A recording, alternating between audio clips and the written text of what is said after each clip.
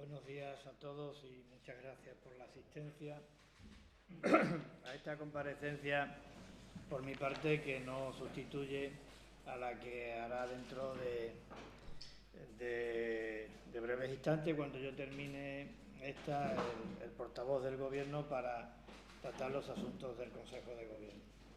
Yo comparezco porque algunos medios han pedido a nuestro gabinete tener información más amplia de la conferencia de presidentes que se celebró este fin de semana en La Rioja, y yo también tenía interés de estar con ustedes para detenerme en algunos aspectos, en uno en concreto que se abordó en esa conferencia de presidentes, porque me parece de bastante interés para nuestra ciudad y para toda España, y también por si me quieren hacer alguna pregunta respecto de lo que allí estuvimos abordando. Este asunto al que yo me quiero referir, porque no voy a repetir, porque ya lo saben, lo que dije en La Rioja acerca de mi intervención y de las valoraciones, creo que me remito a lo ya dicho y así tampoco les entretengo a ustedes. Pero allí no hablé lo suficiente y me parece que merece la pena del Fondo Europeo para la Recuperación. Se solventaron algunas incógnitas respecto de este fondo, no todas, pero sí algunas que me parece que tienen mucho relieve. De entrada, la magnitud del fondo, ¿no? A España le corresponde 140.000 millones de euros. Esto en su conjunto, en el conjunto de Europa, significa, y también para nuestro país, para nuestra nación, significa un despliegue como nunca antes se había realizado. Por tanto, yo modestamente le doy mucho mérito a este compromiso de las instancias europeas con la recuperación, y le doy mucho mérito a que se haya conseguido un acuerdo teniendo en cuenta las posturas tan dispares de las que se partían a la hora de definir la financiación, sobre todo de este importante fondo, de esta inédita inédito despliegue de recursos. ¿Qué se nos ha aclarado? Pues yo creo que algo muy importante, como es la finalidad y el destino de estos fondos. Esto significa que este fondo no va a venir destinado a reparar el daño causado por el COVID, en alguna parte, pero en una parte muy de poco peso. Es decir, prácticamente el 90% de estos 140.000 millones de euros van a ir destinados a nuevos proyectos de inversión. Por tanto, insisto, esto no va a servir para atender las necesidades ordinarias de funcionamiento de nuestras distintas administraciones, tampoco para cubrir déficits provocados por la COVID. Esto va a significar un recurso extraordinario que tiene que tener por objetivo la realización de nuevas inversiones. ¿Y nuevas inversiones en qué? Pues nuevas inversiones básicamente en dos ejes que las instancias europeas consideran prioritarios. Uno, la economía digital, y otro, la transición ecológica. Es decir, proyectos que tengan un impacto positivo en el medio ambiente. Estos dos ejes es verdad que se conciben de una manera abierta y transversal, pero todas las inversiones, todos los proyectos que pretendan acogerse a la financiación de este fondo de recuperación tienen que ir en alguno de estos dos ámbitos que acabo de mencionar. Además, tienen que ser proyectos que cumplan, en relación con estos sectores, un efecto locomotora al servicio de la transformación del actual modelo económico.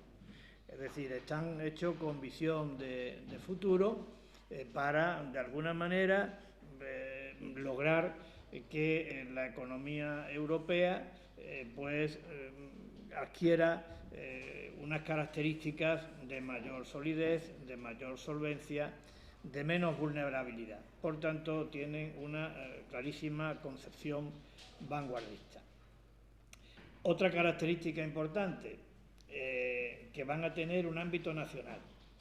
Es decir, que va a haber un plan nacional para acogerse al Fondo Europeo sobre Recuperación Económica.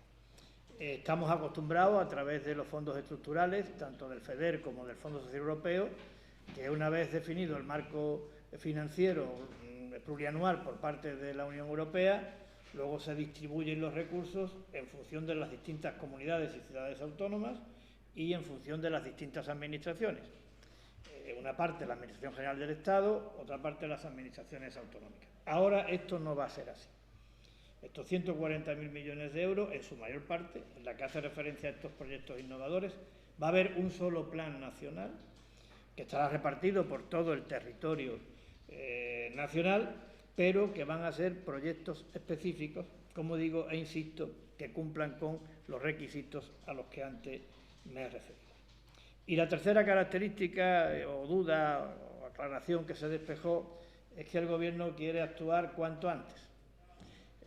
Ya quiere que, o se planteó, y me parece que es una posición adecuada, que antes de que termine el año el Plan Nacional del Fondo de Recuperación Europea esté presentado en las instancias comunitarias. Me parece bien porque eso puede suponer que primero se obtengan cuanto antes los recursos y, en segundo lugar, puede suponer que nuestra propia aportación signifique ir enriqueciendo la cultura que se tenga de cara a la gestión de este fondo. Por tanto, teniendo en cuenta la información esta que se nos facilitó en cuanto a esas tres características a las que me acabo de referir, el destino de los fondos, el carácter nacional y el interés de presentar el plan cuanto antes, y eso unido a que Ceuta está en una evidente necesidad de abordar un plan de reconversión de nuestra economía para hacerla también más sólida, más estable, menos dependiente de decisiones que puedan tomarse al otro lado de la frontera, y que todo apunta a que en ese plan de reconversión de nuestra economía el ámbito digital será importante y el ámbito medioambiental será importante, pues creemos que, sin haberlo pretendido, este Fondo Europeo para la Recuperación constituye para nuestra ciudad una innegable oportunidad que no podemos ni debemos desaprovechar.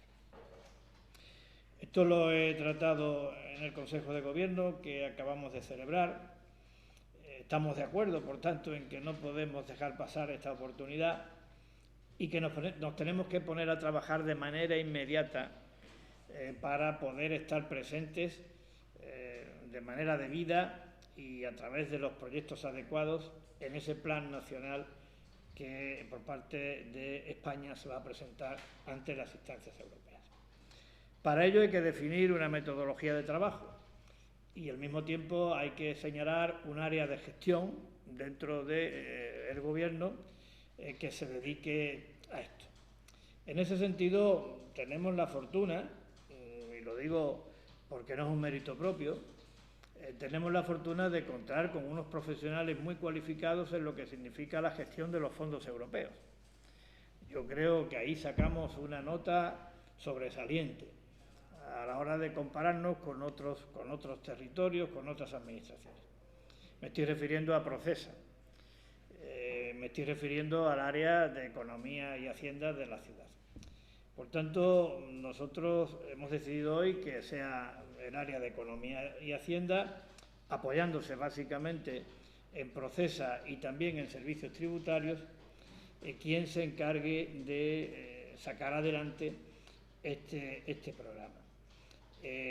Este programa, sacarlo adelante, significa poder contar con una batería de proyectos cuanto antes que cumplan con estos requisitos a los que me he referido y que además sean unos proyectos que podamos todos considerar de interés estratégico para nuestra ciudad, que sean unos proyectos que estén enmarcados dentro del plan para la reconversión económica de nuestra ciudad, que sean unos proyectos en los que pueda recabarse, porque así lo apuntó también el Gobierno de la Nación en la conferencia de presidentes, la colaboración público-privada al objeto de dotarlo de un efecto multiplicador en cuanto al volumen de recursos a movilizar, y que sean unos proyectos a los que también se les pueda incorporar como atractivo suplementario o complementario los incentivos económicos y fiscales característicos de nuestra ciudad y que en algunos ámbitos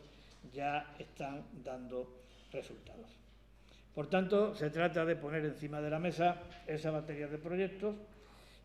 Se trata además de que desde el área de Economía y Hacienda de la ciudad se mantenga un contacto permanente con el Ministerio de Hacienda para conocer plazos, la reglamentación que haya que aplicarse, los requisitos, el gasto elegible desde cuándo, es decir, todas las incógnitas que o que acompañan a la elaboración de un programa de esta envergadura. Para ello esperamos contar con un asesoramiento técnico cualificado, el que sea preciso en cada uno de estos dos campos, economía digital, transición ecológica. También queremos contar con operadores de estos dos sectores que puedan aportar ideas al respecto. Por supuesto, tenemos que contar con la delegación de gobierno, por supuesto, tenemos que contar con todos los grupos políticos de la Asamblea y, por supuesto, tenemos que contar con la representación empresarial en nuestra ciudad, con las centrales sindicales, con los agentes económicos y sociales. Sería aventurado, por mi parte, darles cuenta de qué tipo de descender al detalle de los proyectos que pueden tener encaje en este planteamiento que estoy haciendo, pero creo que es bueno desde el punto de vista pedagógico aportar algunos apuntes que no son ni siquiera ideas. La metodología de trabajo es la que acabo de exponer. Hay que empezar ya, pero para que se hagan una idea, podríamos contemplar dentro de este paquete, de esta batería de proyectos, la implantación en nuestra ciudad de un centro tecnológico. Podríamos contemplar un plan, un proyecto para la valorización de los residuos que genera nuestra ciudad, que sea un factor que facilite el desarrollo endógeno, porque genere inversión, renta y empleo. Y podríamos contemplar actuaciones encaminadas a la mejora de la eficiencia energética, incluyendo en este ámbito la rehabilitación o construcción de viviendas que generen también esa eficiencia energética vía ahorro energético.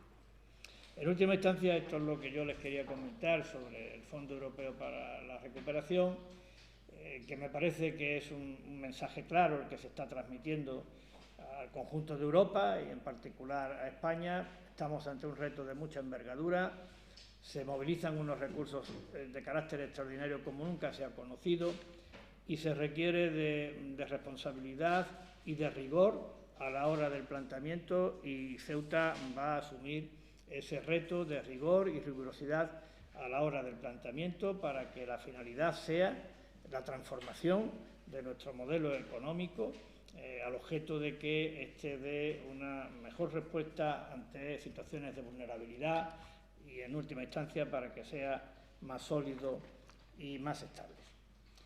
Esto es lo que yo les quería comentar. Reiterarle que aprovechamos la conferencia porque tanto fue mi intervención como la labor, llamémosle, de pasillo, de contacto con los distintos ministros, con los vicepresidentes, con el propio presidente, en esos momentos en los que no se está en la conferencia, pero en los recesos, que digo que llevé a cabo yo, y también la vicepresidenta del Gobierno que me acompañó y el vicepresidente y consejero de Sanidad que me acompañaron, y que insistimos en lo que ya ustedes conocen, insistimos en la necesidad de que la Administración General del Estado asumiera la problemática que en Ceuta han generado y siguen generando los inmigrantes marroquíes que se quedaron bloqueados en nuestra ciudad cuando se produjo el cierre de la frontera con Marruecos, un problema agudo que se está agudizando, valga la redundancia, Un problema serio que se agudiza con la llegada de nuevos inmigrantes por vía marítima, a través de motos acuáticas o a nado, dada la proximidad territorial con el vecino país. Solicitamos que sea el Estado el que se hiciera cargo de esta cuestión. A la hora de poner el énfasis en esta problemática no fuimos los únicos, aun cuando hubo otras comunidades que hicieron otros planteamientos, pero la consideración del asunto como problema de varias partes del territorio nacional está, aun cuando nosotros no creemos en que se nos deban de ceder las competencias. Todo lo contrario, creemos que tienen que asumir estas cuestiones la Administración General del Estado, porque es un asunto típico y característico de inmigración. También aprovechamos la cuestión para poner de relieve que desde el primer día hemos venido manteniendo una actitud de absoluta y leal y estrecha colaboración con el Ministerio de Sanidad en la prevención y en el control de la pandemia, y que esto vamos a seguir en esa actitud. Se lo dijimos al presidente del Gobierno y también se lo dijimos al ministro. Creemos que esto es un asunto que cuando se habla de la salud y la vida de las personas, pues todo lo demás pasa a un segundo plano. Y también aprovechamos la oportunidad para decir que en ese marco de transformación, en ese marco de reconversión, que parece que está dominando como una prioridad absoluta las políticas que vayan a llevarse a cabo desde el punto de vista de la inversión de ahora y de cara a las próximas anualidades, en Ceuta hay 3 cosas que deben de resolverse porque de ellas depende la supervivencia de esta ciudad. Una, ya me he referido a ella, el caminar hacia un modelo económico que no dependa de decisiones que se tomen al otro lado de la frontera. Recordé allí lo que significó el cierre comercial con Marruecos desde el punto de vista del impacto en nuestra ciudad, con una caída del 40% de la actividad comercial. La segunda cuestión importantísima, el que se potencie la presencia del Estado en Ceuta. En todas las áreas, pero básicamente en los pilares del Estado, es decir, en defensa, en seguridad, en justicia, en educación y en sanidad. Creo, y así lo manifesté, que eso tiene un triple efecto positivo. De una parte, significa mejorar la calidad de estos servicios públicos tan fundamentales. De otra parte, se convierte en un generador de renta y riqueza, y por otra parte significa transmitir confianza. Y luego la tercera gran cuestión, hay que resolver el problema de la inmigración, y hay que resolver el problema de la inmigración en el ámbito más crudo, más dramático y más sensible que tenemos, que es el problema de los menores extranjeros no acompañados. Allí utilicé el dato y la verdad es que causa impacto cuando uno lo dice. Luego en la labor de pasillo también lo repetimos, de que Ceuta y Melilla, que representan el 0,03% de la población nacional, acojan al 15% de todos los menores extranjeros que hay en España. Esto es muy difícil de sostener, esto desborda nuestras capacidades y además lastra de una manera muy importante a nuestra administración, que está necesitada de recursos para atender necesidades sociales de la población, para atender necesidades de los servicios urbanos y comunitarios y que no pierdan el nivel de calidad en comparación con el resto de España, y que también está necesitada de recursos técnicos para que esta administración sea un factor que contribuya al desarrollo del emprendimiento y de la actividad económica y no un lastre porque no funcione de una manera ágil cuando alguien acude a ella en demanda de una ayuda o en demanda del otorgamiento de una licencia. Esto está afectando porque hay muchos recursos que están empleados en el tema de la inmigración, concretamente en el tema de los menores, y que convendría liberar de estas cuestiones. Y esto es lo que a modo de introducción yo les quería contar, porque me parece interesante, porque creo además que con ello quiero transmitir un mensaje de esperanza, de ilusión. Lo tenemos difícil, todas las cifras indican que el año que viene va a ser un año muy complicado. Los indicadores a los que me refiero son el número de cotizantes a la Seguridad Social y su caída, la caída del Producto Interior Bruto, la caída de la recaudación fiscal, pero es verdad que hay una movilización por parte de Europa y yo creo que en el conjunto de España que nos hace pensar que podemos convertir este problema en una oportunidad y que estoy convencido que con esfuerzo y haciendo las cosas bien podemos salir adelante. Una herramienta importante va a ser este Fondo Europeo para la Recuperación, que, como digo, debemos utilizar de manera rigurosa y atinada. Presidente, quería yo preguntarle qué le parece que el jueves se supo que los nuevos impuestos que aplica el Gobierno de la Nación no tendrán bonificación para Ceuta y Melilla. ¿Quiere usted opinar sobre este asunto?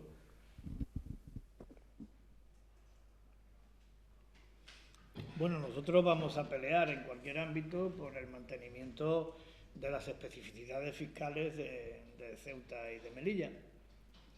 Creo que tenemos un buen régimen económico y fiscal especial.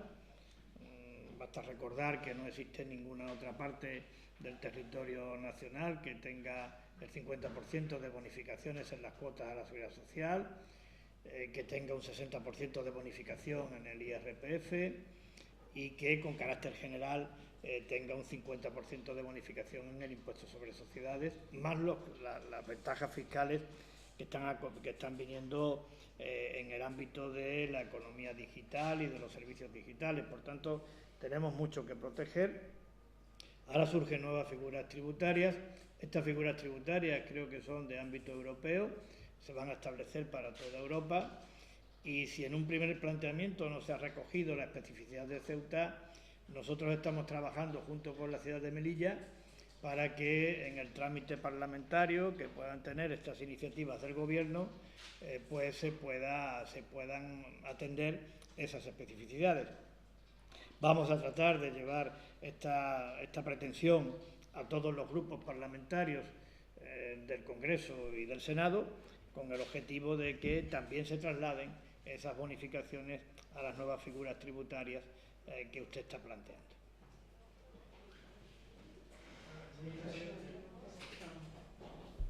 Pues yo me he quitado la mascarilla. Me gustaría saber, la secretaria general del Partido Popular, Yolanda Vela, habló el otro día de la necesidad de que la oposición mantenga una actitud más dialogante hacia el Gobierno, dado la tensión que se ha registrado en las últimas semanas, en los últimos meses, en la gestión diaria de la vida municipal. Yo quisiera saber si el presidente está todavía confiado en la posibilidad de abrir una vía de entendimiento con la oposición para el trabajo del día a día del Gobierno. Yo antes les decía que Europa nos ha dado un ejemplo. Es decir, las posiciones que había de partida para este Fondo Europeo para la Recuperación eran muy distantes. Tanto en lo que hacía referencia al volumen de los recursos a movilizar, como lo que hacía referencia a cómo se iban a financiar, si se iba a mutualizar o no la deuda, si iban a ser transferencias, si iban a ser préstamos, el destino que iban a tener esos fondos, si tenía o luego que fiscalizarse por parte de algún órgano específico de la Unión Europea, si se iba a requerir unanimidad a la hora de aprobar estos planes. Y todas esas disparidades de partida, pues creo que se han solventado a través del acuerdo. ¿Y por qué se han solventado a través del acuerdo? Porque yo creo que han entendido que, dada la envergadura del reto que tenemos ante nosotros, dada la profundidad de la crisis a la que nos enfrentamos, pues hay que ponerse de acuerdo. Yo creo que esto es un mensaje subliminal que vale para el conjunto de España y creo que vale también para nuestra ciudad. Yo entiendo que el Gobierno solo, no ya porque esté en minoría, aunque tuviera mayoría parlamentaria, estas cuestiones de futuro no las puede abordar de una manera unilateral.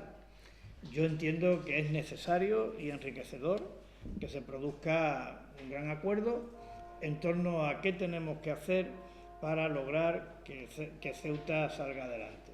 Un gran acuerdo político, pero también un gran acuerdo social, que implique a toda la ciudadanía, que implique a todos los sectores económicos, que implique a todos los representantes empresariales, es decir, una movilización ciudadana para transmitir un mensaje de confianza y de esperanza de cara al futuro.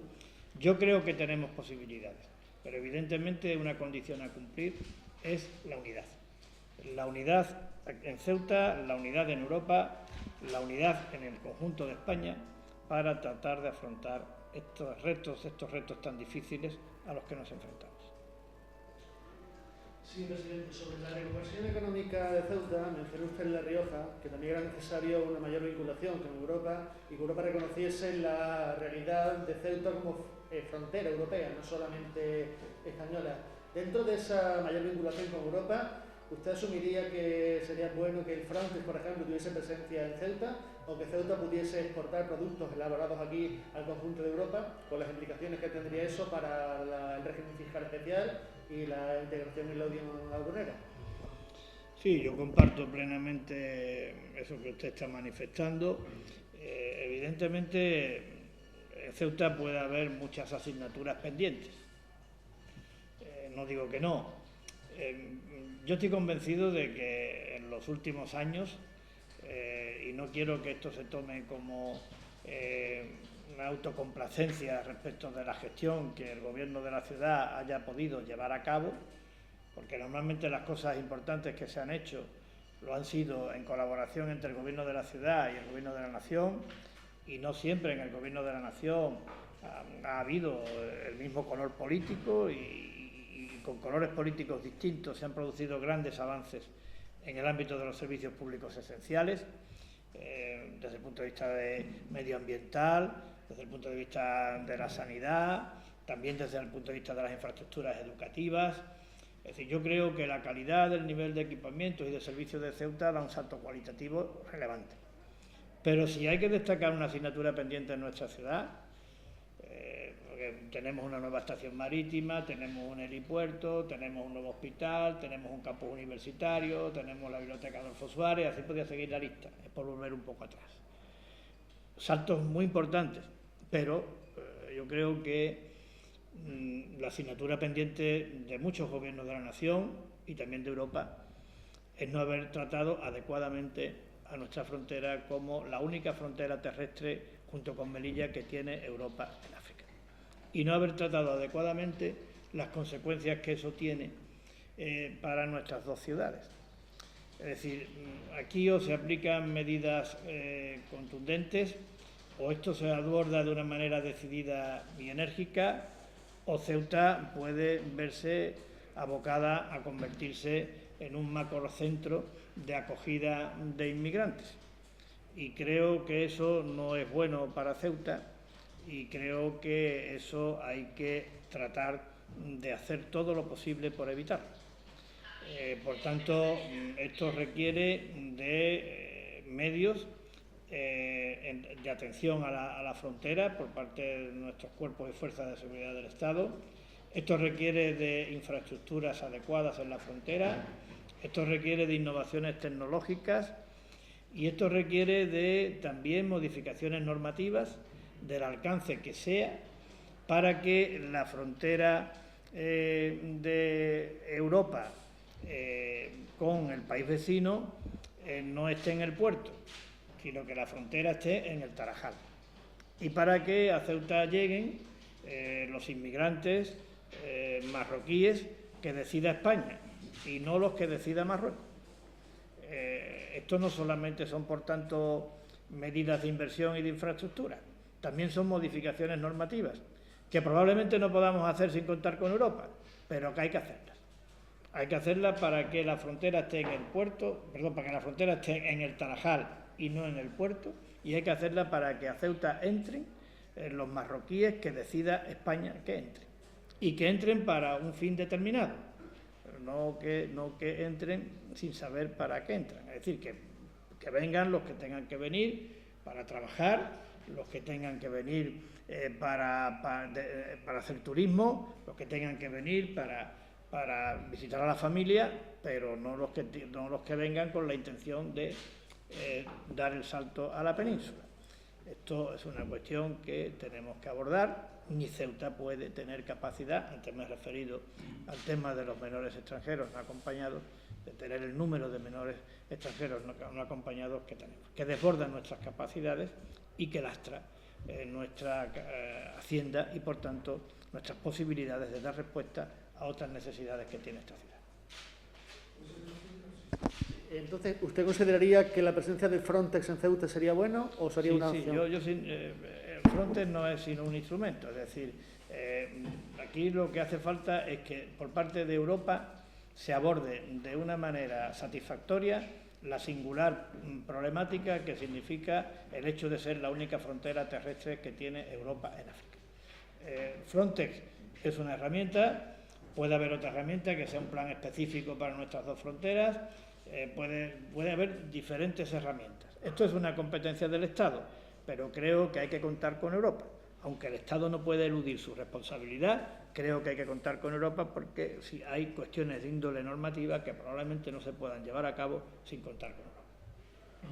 Si quisiera preguntarle, presidente, en primer lugar, sobre los proyectos de los que quiere participar Ceuta. Me gustaría conocer si existe una proyección, en una primera aproximación, de cuántos recursos se podrían movilizar y, o al menos a cuánto se puede aspirar y qué empleo podría crear. Y una segunda cuestión, me gustaría preguntarle precisamente cuando usted ha apelado a la unidad, si esa unidad no se consigue en el próximo año, vamos a decir a mitad de legislatura, ¿Ceuta no tiene futuro? Bueno, yo quiero decirle dos consideraciones. La primera, en estos momentos no estamos en condiciones de una forma rigurosa poder avanzar cuál sería el volumen de la inversión que le tocaría a Ceuta dentro de ese plan nacional, ni tampoco, por tanto, cuál sería el impacto que los proyectos tendrían en el empleo. Sí hay una cosa que es importante y que he procurado yo decir al principio de mi intervención, y es que el Gobierno sí ha precisado que esto no se va a repartir siguiendo criterios territoriales, es decir, que será un plan nacional. Por tanto, nosotros tenemos que preparar proyectos de calidad, porque estoy seguro que vamos a tener que competir con proyectos que se presenten por parte de las comunidades autónomas y de Melilla en toda España. Cuanto más calidad tengan nuestros proyectos, estoy convencido que tendrán más posibilidades de ser incluidos en el plan nacional. Pero aquí no hay una regla automática de distribución en función del número de habitantes que tenga cada comunidad, cómo se van a repartir los 140.000 millones. No, va a haber un plan nacional focalizado en estos ámbitos de la economía digital y de la transición ecológica, y ahí habrá que presentar proyectos de calidad. Y en la medida de lo posible, para que tenga un efecto multiplicador, utilizar la colaboración público-privada. De ahí que yo esté diciendo que el centro gestor, que es el área de Economía y Hacienda, cuente con una cualificación técnica de asesoramiento al máximo nivel, tanto en el ámbito digital como medioambiental, y también con los posibles operadores que luego puedan trasladar en actividades empresariales, en inversión, en empleo, este tipo de proyectos, como digo, de carácter estratégico. Y en cuanto a la unidad que usted decía y el futuro, me estaba refiriendo al gran reto de reconversión que tiene nuestra estructura económica. Yo no voy a pretender unidad en todas las cuestiones que forman parte del ámbito de gestión de esta administración. Esto es prácticamente utópico, imposible, y además no creo ni siquiera que sea conveniente. Es bueno que haya posiciones políticas diferentes, digamos, en las cuestiones que no tengan un rango que merezcan ser calificadas de cuestiones asociadas a la supervivencia de nuestra ciudad. Pero si estamos hablando de cómo afrontamos el tema de la problemática de la frontera, si estamos hablando de cuáles son los ámbitos en donde la Administración General del Estado debería de tener una mayor presencia y cubrir los déficits, si estamos hablando de qué proyectos deben de ser locomotoras para la reconversión económica de nuestra ciudad, si estamos hablando de cómo resolvemos la problemática de los menores extranjeros no acompañados, es decir, de las cuestiones neurálgicas, fundamentales, prioritarias, ahí sí creo que la unidad es fundamental porque la unidad es la que transmite certidumbre, la que transmite confianza y la que a las posibles soluciones le da estabilidad en el tiempo.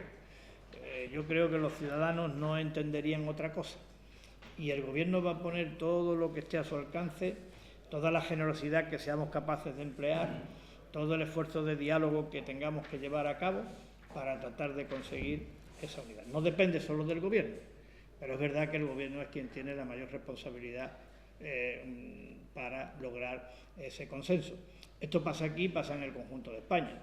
Cuando yo hablo de unidad en lo fundamental, creo que es responsabilidad de todos, pero también creo que el Gobierno de la Nación es el más responsable a la hora de poder lograr esa unidad. Si eso lo pienso en el ámbito nacional, por pura coherencia, tengo que pensar, y de hecho pienso lo mismo, en el ámbito local.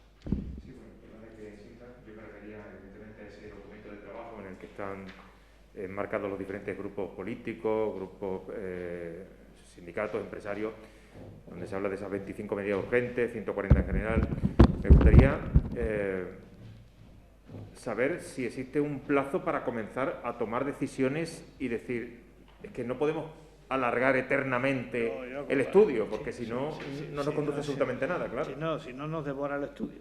Es decir, yo creo que el estudio no es el fin, el estudio es un medio. Yo espero que eso esté resuelto cuanto antes y que el curso político que empecemos en septiembre ya cuente con ese documento elaborado, consensuado y aprobado, y que también en el 30 de septiembre podamos tener una primera idea sobre qué proyectos deberían de dar contenido al planteamiento que Ceuta vaya a hacer en relación con el Fondo Europeo para la Recuperación. Dos cuestiones que me parece que están directamente asociadas.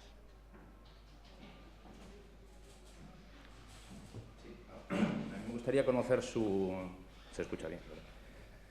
opinión o qué pasó en el Gobierno durante el pasado fin de semana. Los días anteriores la consejera salió anunciando que no firmaba una moción de censura, de lo cual no entiendo si existió una moción de censura, si no, si fue un rumor, cómo lo vio usted y cómo ha salido el Gobierno de ese trance, o como quiera llamarlo. Es obvio que el Gobierno no participaba de la moción de censura. Yo no puedo informar, no puedo comentar si ha habido o no la intención. Yo la desconozco. Esto tendrían que ser a quienes se le asignaba el papel de promotores de esta moción de censura los que tendrían que informar al respecto. Yo lo que sí le puedo decir es que he estado muy tranquilo. Esto quiero que quede constancia y no es una afirmación retórica, es la pura verdad.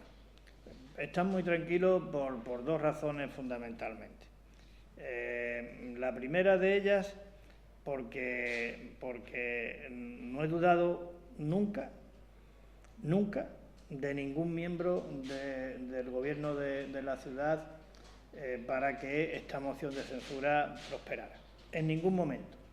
Y se especulaba con que el número 13 necesario para presentarla y para que prosperara tenía que salir del Gobierno de la ciudad, tenía que salir del grupo del Partido Popular.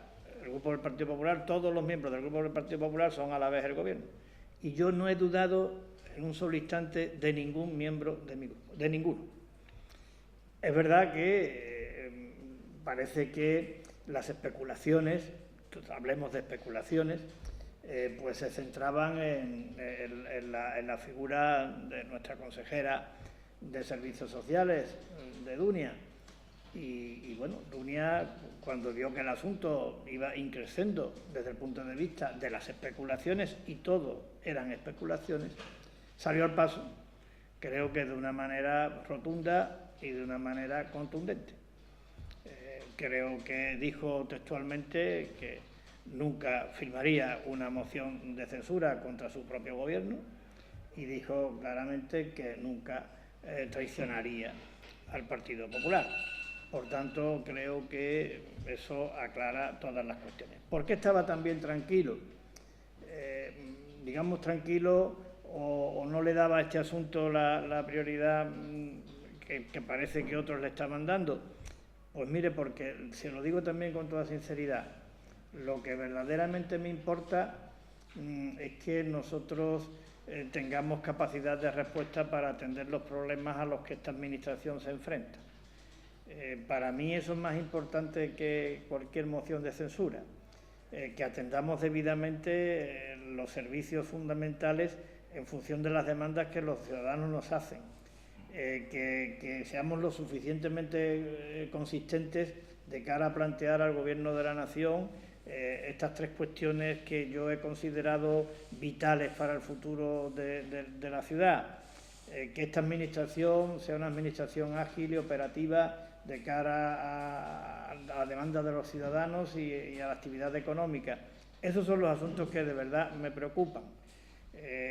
Yo, el tema de la moción de censura, como nunca pensé y sigo pensando que no habrá nadie del Grupo Popular que la suscriba, lo que vaya a pasar en otros grupos no lo sé, pero yo he estado absolutamente tranquilo y trabajando en la preparación de la conferencia de presidentes que hemos tenido este fin de semana y trabajando en estos temas que creo que son de absoluta trascendencia y de absoluta importancia. Además, también, por hacer un último comentario, creo que no tendría sentido la moción de censura, porque es verdad que todo es mejorable, pero que a un gobierno se le presenta una moción de censura si no tiene garantizada la gobernabilidad, o se le presenta la moción de censura si no está resultando eficaz en su gestión. Empezando por esto último, yo creo que todos los gobiernos de todas las administraciones de cualquier parte del mundo y en particular de toda España se le está valorando en función de la capacidad que hayan tenido respecto de la crisis del COVID. Y bueno, nosotros en la crisis del COVID creo que desde el punto de vista sanitario hemos dado una respuesta razonablemente satisfactoria. Desde el punto de vista de las emergencias sociales, nada más surgir la crisis, teníamos dotado un fondo de 6,2 millones de euros para atender estas necesidades. Desde el punto de vista de la pequeña y mediana empresa, creo que fuimos las primeras administraciones en España que llevaron a cabo un programa, el denominado Plan Ceuta Resiste, dotado con 10 millones de euros, que en la parte relativa a la línea de apoyo a pymes y autónomos está prácticamente cubierto y ejecutado. Desde el punto de vista presupuestario, pues bueno, que habían dudas en cuanto a nuestra capacidad de sostener el funcionamiento de los servicios, teniendo en cuenta lo que iba a significar el COVID desde el punto de vista de la recaudación fiscal. Salimos al mercado a pedir 100 millones de euros y nos ofrecieron 150. Y además esto va a significar un ahorro de muchos millones de euros de cara al ejercicio 2020 en el que estamos, 2021 y 2022. Creo que hemos peleado bien, aunque también hemos encontrado receptividad por parte del Gobierno de la Nación en la participación de Ceuta en el fondo no reembolsable de los 16.000 millones de euros. Hombre, que sin tener competencia en materia de sanidad y educación se nos asigne la cantidad que se nos ha asignado, pues me parece que es una buena gestión. No pierdo la esperanza, porque tengo el compromiso formal del Gobierno de la Nación, que se resuelva la subvención del agua y del hecho singular fronterizo. Es decir, creo que hemos llevado a cabo una gestión, hombre, no es para nadie está en condiciones de sacar pecho ante este drama, pero creo que ha sido una gestión satisfactoria. Y la gobernabilidad, pues mire usted, todas las propuestas que el Gobierno ha hecho al Pleno de la Asamblea, desde que empezó la legislatura, han contado con el respaldo mayoritario del Pleno de la Asamblea. No se ha rechazado ninguna. Y donde se mide si un Gobierno tiene estabilidad o no es en el presupuesto. Y nosotros tenemos presupuesto para este año 2020. Por tanto, creo que no tenía justificación esa hipotética moción de censura y, desde luego, yo no tengo ninguna duda de que no se podrá nunca plantear con el apoyo de algún miembro del Grupo Popular. Eso lo digo categórica y rotundamente porque tengo confianza en el resto de mis 8 compañeros. Habla usted del tema sanitario. Hay dos cuestiones importantes. Quiero que me valore el buen comportamiento como ya hizo usted el día pasado, de la comunidad musulmana, que ha sido perfectamente responsable en esta festividad del sacrificio. Y dos, el tema del COVID, pues hasta ahora parece que se está gestionando bien, porque se han dado casos, por ejemplo, en Melilla últimamente, y aquí o hay mucha suerte o se está haciendo la cosa de otra manera, no lo sé. Hombre, yo, en primer lugar, eso sí me parece importante significarlo, el comportamiento ejemplar que la comunidad musulmana ha tenido en relación con la Pascua del Sacrificio. Creo que ha sido un comportamiento responsable, que se corresponde, por otra parte, con el comportamiento que está teniendo el conjunto de la ciudadanía de Ceuta. Todos los ciudadanos de Ceuta están teniendo, en general, una actitud muy responsable, una actitud muy positiva en cuanto a tratar de evitar la propagación del virus. Y la última muestra la tenemos en el comportamiento de nuestra comunidad musulmana en relación con la Pascua del Sacrificio. Un comportamiento que además significa para nosotros un compromiso. Yo, una vez que ha pasado la Pascua, no quiero que se olvide el compromiso que asumimos.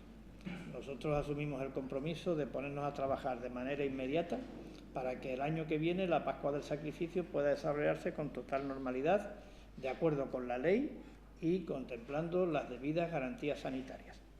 Y vamos a ponernos a trabajar de manera inmediata con la comunidad musulmana y, por supuesto, con el asesoramiento técnico preciso para definir esas condiciones en las que el año que viene tiene que llevarse a cabo la festividad del sacrificio, que, por cierto, seguirá siendo día festivo. Tanto es así que creo que la primera reunión la vamos a tener el próximo día 10, o la va a tener el consejero el próximo día 10. Por tanto, de manera inmediata, porque yo espero que el año que viene no sea este. Yo espero que el año que viene esté la vacuna y que por tanto las cosas se vean de manera distinta. En cuanto a lo que está pasando en Melilla, pues lo que yo deseo es que eso que apunta a rebrote, pues que se acabe cuanto antes. Es decir, que Melilla vuelva a los datos que tenía antes de los 11 casos que creo que ahora hay, ¿no?, en la ciudad. Yo no estoy en condiciones de valorar a qué se deben estos 11 casos. Es más, al margen de mi deseo de que esto no vaya más en la ciudad de Melilla, también tengo que decir que esto que le está pasando a Melilla le puede pasar a cualquiera. Y que nosotros tenemos hoy 2, pero también hemos estado en un momento con 0 y pasó lo de aquellas 2 fiestas familiares y nos metimos, no sé si fueron en 20 o algo más. Por tanto, esto le puede pasar a cualquiera. Esto lo que tiene que significar es una llamada de atención para Melilla, para Ceuta, para toda España. Es decir, lo que está ocurriendo en Aragón, lo que está ocurriendo en Cataluña. Esto es una llamada de atención para adoptar una actitud responsable, la que están teniendo ustedes aquí, dando ejemplo, ¿no? Y la que tienen muchísimos ciudadanos, que dan diariamente ejemplo de eso. Es una apelación a la responsabilidad ciudadana para evitar que el virus se propague, porque lo que es evidente es que el virus está aquí, lo que es evidente es que el virus acecha y que el virus golpea. Por tanto, máxima prudencia y máxima responsabilidad. Sí, me gustaría preguntarle por una cuestión de la semana pasada. La secretaria general del Partido Popular, Yolanda Bell, hizo declaraciones en la cadena SER sobre los famosos audios que salieron atribuidos supuestamente a miembros de Vox y condenó rotundamente el contenido de esos audios, diciendo que si se demostraban que eran verdad, evidentemente no iban a ningún sitio.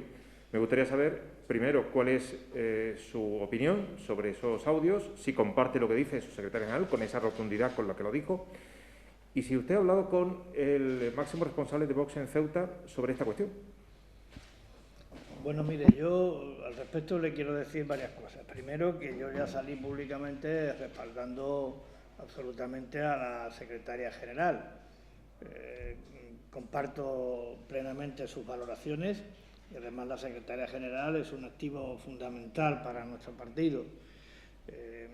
es una persona que es un modelo de integridad, de dedicación, de generosidad y de lealtad. Por tanto, para nosotros un activo fundamental, y en cuanto a lo que dijo, comparto plenamente sus manifestaciones.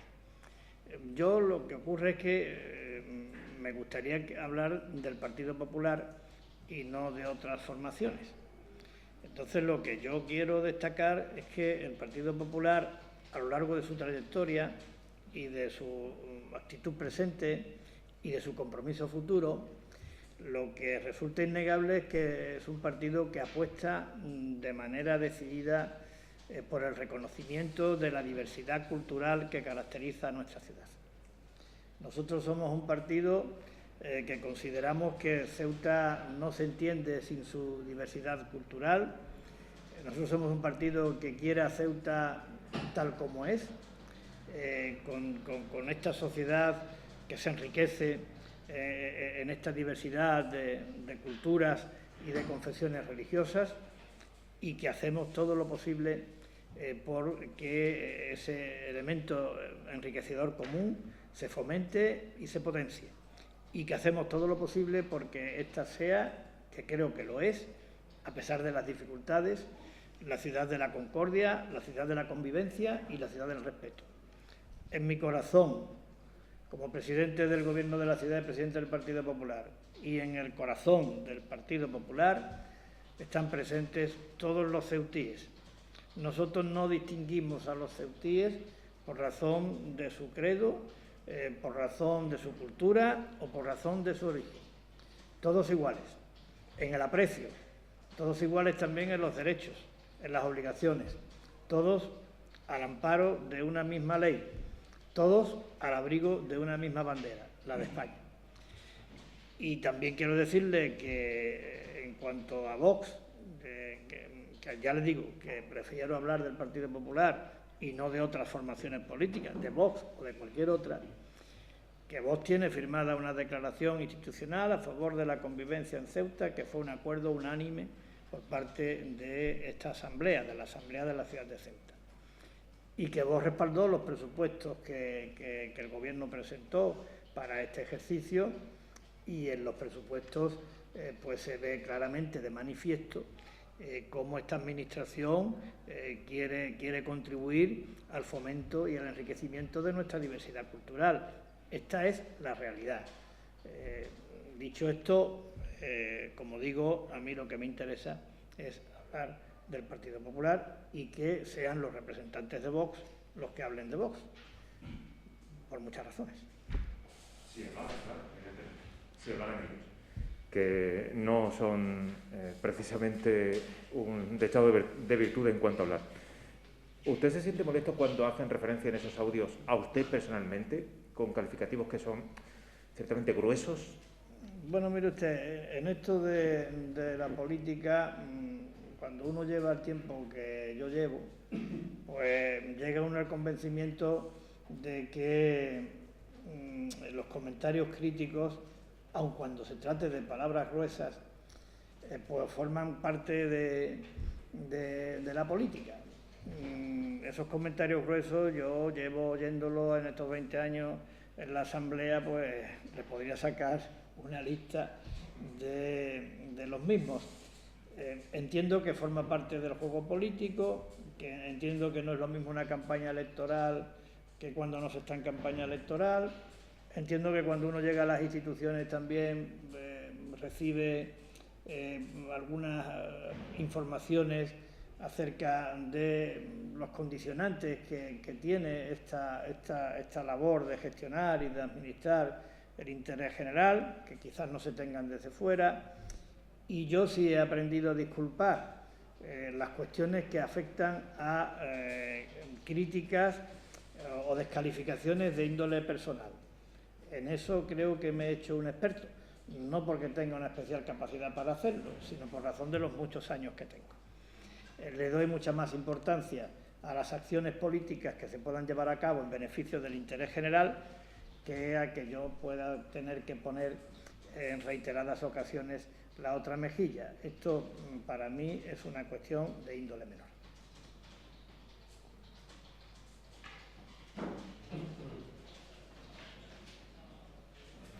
Muy amables, muchísimas gracias.